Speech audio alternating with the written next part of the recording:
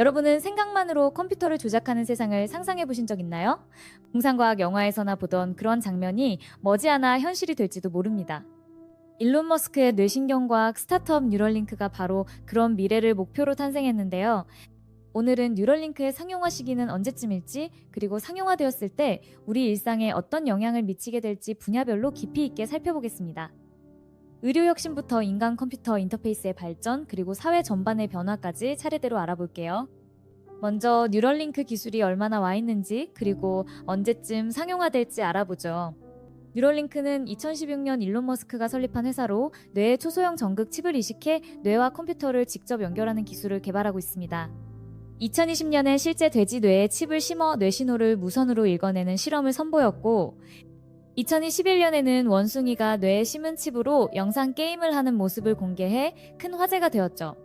원숭이의 두뇌에 뉴럴링크 칩 2개를 이식하고 2000개 이상의 전극으로 뇌 신호를 읽어내자 원숭이는 조이스틱을 빼도 순전히 생각만으로 화면의 공을 움직이며 폰 게임을 할 수 있었습니다. 이 실험을 통해 뉴럴링크는 뇌기계 인터페이스의 가능성을 강력히 시연한 것이죠. 그렇다면 사람에게 적용되는 상용화는 언제쯤 가능할까요? 현재 기준으로 뉴럴링크는 아직 정식 제품을 판매하지 못하고 임상 시험 단계에 막 진입한 상황입니다. 2022년 말 머스크는 6개월 내에 인간 대상 임상 시험을 시작할 것이라고 공언했고, 실제로 미국 식품의약국의 승인을 얻기까지 약속한 시점보다 시간이 걸렸습니다. 다행히 2023년 5월 미국 FDA로부터 첫 인간 임상시험 승인을 획득하여 마침내 사람에게 칩을 이식하는 시험을 진행할 수 있게 되었는데요. 이로써 뉴럴링크는 첫 시험 참가자들을 모집해 실제 환자들에게 칩 이식 시술을 시작했고, 2024년에는 두 번째 환자에게 칩을 성공적으로 이식했다는 소식도 전해졌습니다. 지금은 안전성과 효용을 검증하는 초기 임상 단계인 만큼 당장 시중에서 뉴럴링크 칩을 구매하거나 시술받을 수 있는 단계는 아닙니다. 업계 전문가들은 상용화까지 상당한 시간이 더 필요할 것으로 보고 있어요. 예를 들어 미국 국립보건원 산하전 신경공학 국장 킵 루드윅은 뉴럴링크가 상용 의료기기로 승인받기까지 최소 10년은 더 걸릴 것이라고 낙관적으로 예상했습니다. 국내 보도에서도 실제 상용화되기까지 10년 이상의 시간이 걸릴 수 있다는 신경과학 전문가의 평가가 나오기도 했습니다. 그만큼 뇌에 이식하는 기기의 안전성 검증과 윤리적 문제 해결에 긴 시간이 필요하다는 뜻이겠죠. 일론 머스크처럼 낙관론자들은 기술 개발이 기하급수적으로 가속될 것이라 믿지 않나 의료 분야 규제와 안전시험은 아무리 빨라도 수년이 소요됩니다. 요약하면 초기 의료용으로 제한적인 상용화가 이루어지려면 빠르면 2020년대 후반, 일반인들이 활용하는 본격 상용화는 2030년대 초반 이후가 될 가능성이 높다는 게 중론입니다. 물론 연구가 예상보다 순조롭게 진행되거나 혹은 경쟁 기술 발전으로 시기가 앞당겨질 가능성도 있지만요. 뉴럴링크가 가장 먼저 혁신을 가져올 분야는 단연 의료 분야입니다. 뇌에 이식된 칩을 통해 신경 신호를 읽고 쓰는 기술은 지금까지 치료가 어려웠던 다양한 신경장애나 뇌 질환 치료에 새 희망을 주고 있습니다. 뉴럴링크의 최우선 목표 중 하나는 중증 마비 환자들의 의사소통과 움직임 복원입니다. 예를 들어 척수 손상으로 전신 마비가 된 환자를 생각해 볼까요? 뉴럴링크 칩을 뇌의 운동 영역에 이식하면 환자가 팔다리를 움직이려고 생각할 때 생성되는 뇌 신호를 칩이 읽어내어 컴퓨터로 전달할 수 있습니다. 이미 원숭이 실험에서 생각만으로 커서를 움직이는 것이 증명된 만큼 이러한 기술을 인간에게 적용하면 마비 환자가 생각만으로 휠체어나 로봇 의수를 조종하거나 컴퓨터 화면의 키보드를 눌러 텍스트로 의사소통하는 것이 가능해집니다. 실제 뉴럴링크 경영진은 단기 목표로 마비 환자가 타이핑을 하지 않고도 컴퓨터에 글을 쓸 수 있게 돕는 것을 꼽고 있습니다. 머스크 역시 첫 번째 뉴럴링크 제품은 마비 환자가 스마트폰을 손가락보다 빠르게 조작하도록 해줄 것이라고 밝힌 바 있어요. 이는 손을 전혀 못 쓰는 분도 뇌신호로 스마트폰 커서를 움직여 문자 입력이나 웹서핑을 순식간에 해낼 수 있다는 뜻입니다.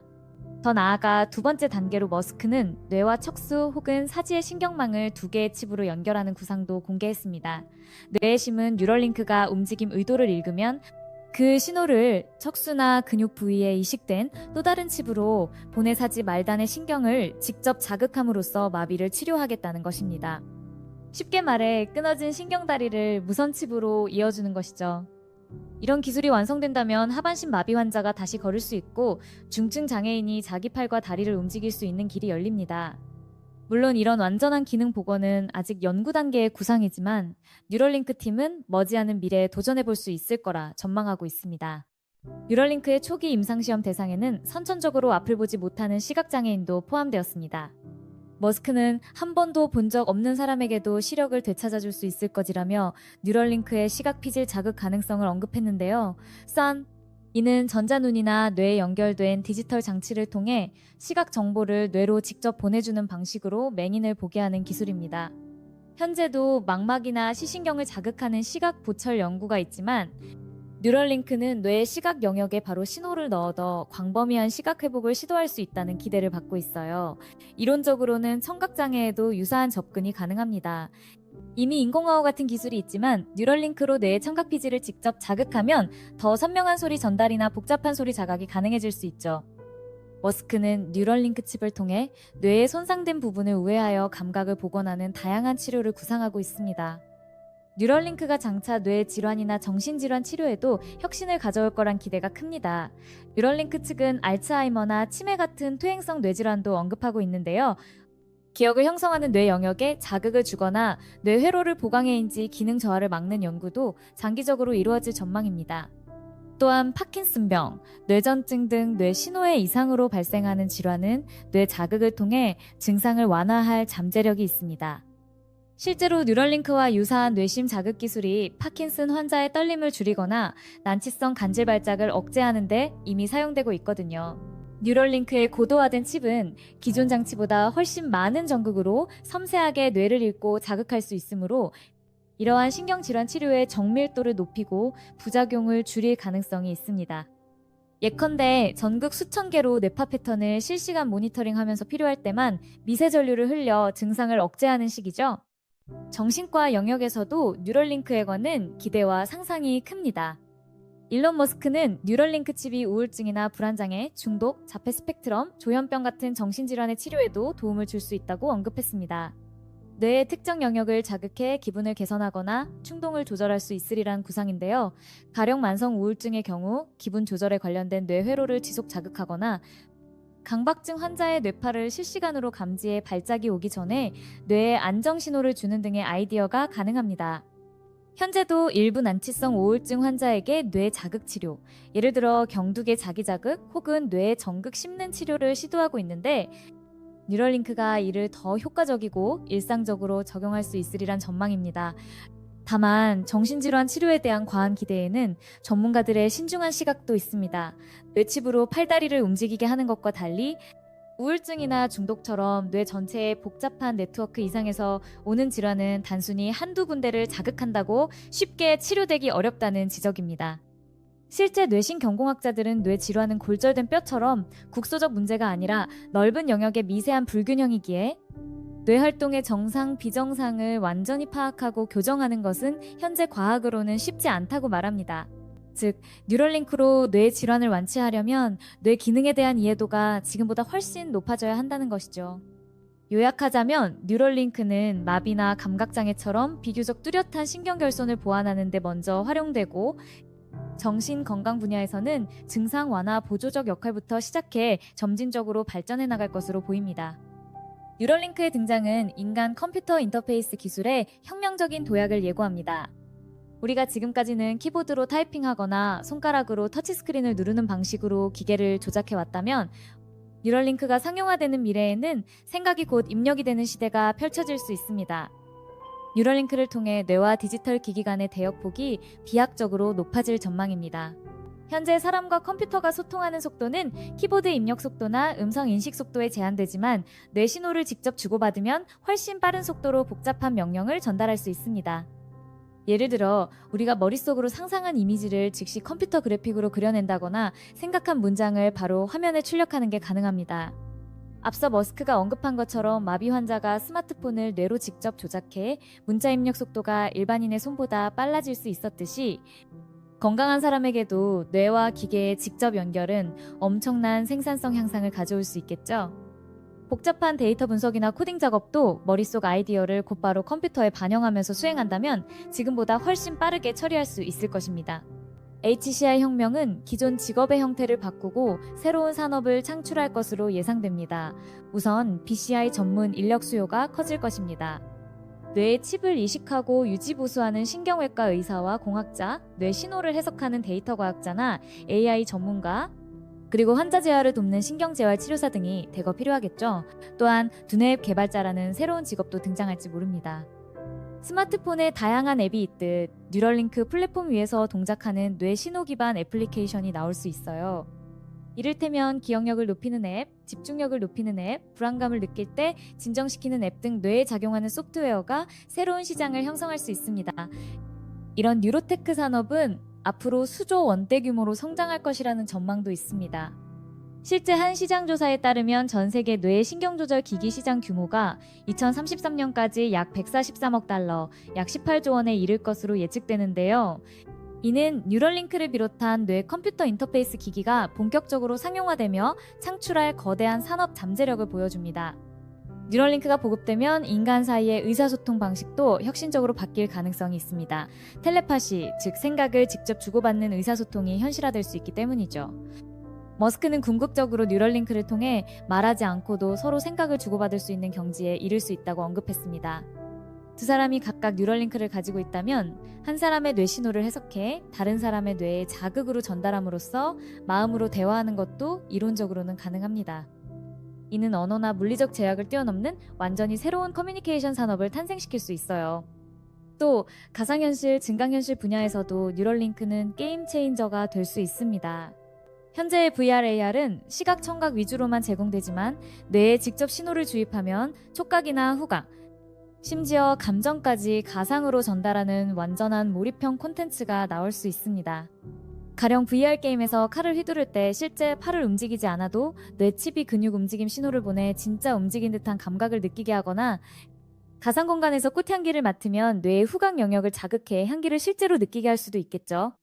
이러한 기술이 성숙하면 엔터테인먼트, 교육, 관광 등 여러 산업에서 뇌 직접 연결 서비스가 등장할 것입니다. 뉴럴링크의 장기적 비전 가운데 하나는 인간 두뇌와 인공지능의 결합입니다. 일론 머스크는 AI의 급격한 발전에 인간이 뒤처지지 않으려면 뇌와 AI를 연결해 디지털 초지능을 구현해야 한다고도 말했는데요. 뉴럴링크를 통해 사람 뇌가 클라우드 AI와 실시간 소통하게 된다면 말 그대로 두뇌에 AI 비서를 두는 효과가 생깁니다. 필요할 때 즉각 인터넷에 접속해 지식을 검색하고 뇌로 받아들일 수 있고 복잡한 계산이나 번역도 순식간에 해내는 두뇌 내장형 슈퍼컴퓨터를 갖게 되는 셈입니다. 영화 매트릭스에서 주인공이 헬리콥터 조종법을 몇 초 만에 다운로드 받는 장면처럼 필요한 정보를 뇌에 바로 업로드, 다운로드하는 상상도 가능해지죠. 현실적으로는 아직 먼 이야기지만 뉴럴링크가 이런 인간지능 확장의 토대를 마련하는 기술임은 분명합니다. 뇌와 AI의 결합이 실현되면 개인의 학습이나 업무 방식도 완전히 바뀌어 짧은 시간에 새로운 기술을 익히고 창의적 아이디어를 즉각 구현하는 등 인류의 인지 능력이 비약적으로 향상될 것입니다. 뉴럴링크 상용화가 가져올 사회 변화는 긍정적인 면과 함께 새로운 도전과 논란거리들도 포함하고 있습니다. 기술이 발전하면 늘 그렇듯이 인류의 삶은 편리해지는 만큼 복잡한 질문들을 마주하게 될 것입니다. 뉴럴링크는 우리 삶의 질을 높이고 인간 능력을 확장할 잠재력이 큽니다. 앞서 언급했듯 장애를 가진 분들은 잃었던 기능을 되찾거나 대체하여 일상의 자유를 누릴 기회를 얻을 것입니다.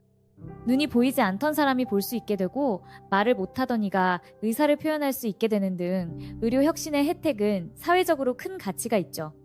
또 일반인들도 뉴럴링크를 활용해 더 빠르게 일을 처리하고 새로운 감각적 경험을 하고 나이 들어 인지 능력이 떨어지더라도 뇌 보조 장치로 극복하는 등 다양한 능력 향상을 기대해 볼 수 있습니다. 이를테면 기억력 보조 장치를 두뇌에 달아서 노년에도 젊은이처럼 기억을 유지하거나 평범한 사람이 전문가 수준의 지식과 기술을 짧은 시간 안에 습득하는 것도 가능해질지 모릅니다.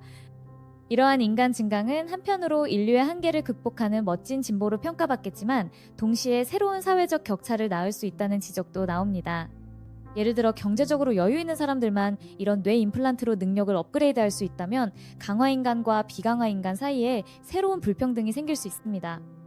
교육 격차보다 더 심각한 인지 격차가 사회 계층을 결정하게 될 위험도 있지요. 따라서 뉴럴링크 기술이 현실화될 때 누구나 접근 가능한 형태로 보급할지 아니면 의료 목적 외에는 제한해야 할지 등 사회 정책적 논의도 필요할 것입니다. 뇌와 컴퓨터를 연결하는 일은 기존 어떤 기술보다도 민감한 윤리 문제를 동반합니다. 가장 큰 우려 중 하나는 개인정보를 넘어서는 뇌정보의 프라이버시입니다. 뇌 신호에는 우리의 생각과 감정이 담겨 있을 수 있는데 이를 기기가 읽어낸다면 어디까지가 사생활로 보호되어야 할까요? 예컨대 뉴럴링크가 상용화되어 사람들의 뇌파 데이터를 수집하게 되면 해커나 악의적인 기관이 그 데이터를 탈취하거나 엿볼 위험은 없을지 걱정됩니다. 생각을 해킹당한다는 표현도 과장이 아닌 시대가 올 수 있다는 거죠. 또 뇌에 신호를 입력하는 기능이 발전하면 외부에서 개인의 생각이나 행동을 조종할 가능성도 완전히 배제할 수 없습니다. 물론 현재 기술로는 특정 생각을 주입하거나 자유의지를 빼앗는 것이 불가능하지만 원칙적으로 뇌에 영향을 줄 수 있는 장치가 몸속에 있다는 자체가 윤리적인 딜레마를 낳습니다. 정부나 군대가 이 기술을 어떻게 사용할지에 대한 우려도 있습니다. 혹시 미래에 군사적으로 이용되어 병사의 두뇌를 조종한다든지 반대로 적의 두뇌에 혼란을 주는 무기로 변질된다면 인류의 안전을 해칠 수 있기 때문이죠. 이런 시나리오는 극단적이지만 신기술에 대한 규제와 윤리 기준은 일찍부터 준비해야 할 것입니다. 사람의 뇌에 칩을 심는 시술이기 때문에 의료 윤리와 안전 문제는 뉴럴링크 상용화의 가장 기본적인 전제입니다. 아무리 기술이 발전해도 시술의 위험성이 크거나 부작용이 심각하다면 널리 쓰일 수 없겠죠? 뉴럴링크는 이를 위해 로봇을 이용한 정교한 이식술로 일시간 내 전신 마취 없이 시술을 끝낼 수 있다고 홍보하고 있으며 이식 후 겉에서 보이지 않고 무선 충전으로 작동하는 등 사용 편의성도 강조하고 있습니다. 그럼에도 불구하고 장기적인 부작용, 예를 들면 뇌 조직의 손상이나 염증, 감염 위험과 같은 문제는 여전히 면밀히 검증되어야 합니다. 현재 동물 실험 단계에서도 윤리 논란이 있었는데 뉴럴링크가 원숭이 등을 대상으로 한 실험에서 일부 부적절한 동물 관리로 조사를 받았다는 보도도 있었습니다. 이러한 이슈들은 기술의 완성도와 별개로 사회적 신뢰를 얻는 데 중요한 부분입니다. 상용화 과정에서 엄격한 임상시험과 투명한 윤리 준수가 이루어져야 대중이 마음 놓고 받아들일 수 있을 것입니다. 뉴럴링크와 같은 뇌기술이 상용화되면 경제 구조에도 변화가 예상됩니다. 새로운 산업이 생겨나는 만큼 일자리 창출과 부가가치 증가 효과가 있을 것입니다. 앞서 언급한 뇌신경 인터페이스 산업의 수십조 원대 성장 전망은 국가 경제에 큰 기회가 될 수 있지요. 미국이나 유럽, 중국 등에서는 관련 스타트업과 연구에 투자가 늘고 있고 한국 역시 뇌과학 기술에 힘쓰고 있어 미래 유망 산업으로 각광받고 있습니다. 다만 기술 발전이 일자리 대체를 불러올 가능성도 함께 논의됩니다. 예를 들어 뉴럴링크가 AI와 결합해 고도의 전문직 작업까지 거뜬히 해낸다면 일부 정신노동 직군은 기계와 인간 증강인의 조합에 밀려 역할이 축소될 수도 있습니다. 반대로 생각하면 인간 증강 시대에도 인간 고유의 창의성과 감성은 귀해질 것이란 분석도 있습니다. 반복적이거나 기계적인 업무는 뇌 컴퓨터 콤보가 처리하고 인간은 보다 창의적이고 감성적인 일에 집중하게 될 수도 있다는 것이죠. 어쨌든 교육 시스템과 직업 훈련도 이러한 변화에 맞춰 진화해야 할 것입니다. 또한 국가 차원에서는 이 기술을 선점한 나라와 그렇지 못한 나라 사이 경제 격차가 벌어질 수 있어 선도국들은 앞다투어 뇌기술 개발 경쟁을 하고 있습니다. 정리하자면 뉴럴링크의 상용화는 우리에게 기회이자 도전입니다. 뇌질환으로 고통받는 사람들에게는 삶의 질을 획기적으로 높일 새로운 치료의 문이 될 것이고 일반인들에게는 상상도 못했던 새로운 소통과 능력 확장의 시대를 열어줄 것입니다. 동시에 기술의 안전성과 윤리를 어떻게 담보할지, 사회적 합의를 어떻게 이끌어낼지에 대한 숙제도 우리 앞에 놓여 있습니다. 뉴럴링크가 상용화되기까지 앞으로 약 10년 혹은 그 이상의 시간이 걸릴 것으로 보이지만요. 그 사이 인류는 이 혁신을 현명하게 받아들일 준비를 해야겠지요. 머릿속 칩이라는 다소 낯선 기술이 언젠가는 스마트폰만큼이나 익숙한 존재가 될지도 모릅니다. 과연 그때 우리의 일상은 어떻게 달라져 있을지 벌써부터 궁금하지 않으신가요? 기술의 진보가 모두에게 이로운 방향으로 나아갈 수 있도록 관심을 가지고 지켜봐야겠습니다. 미래의 어느 날 뉴럴링크를 통해 생각만으로 서로 소통하고 질병 없는 삶을 누리는 일상이 찾아온다면 우리는 오늘 이 순간을 떠올리며 정말 상상이 현실이 되었구나 하고 놀라게 될지도 모르겠습니다.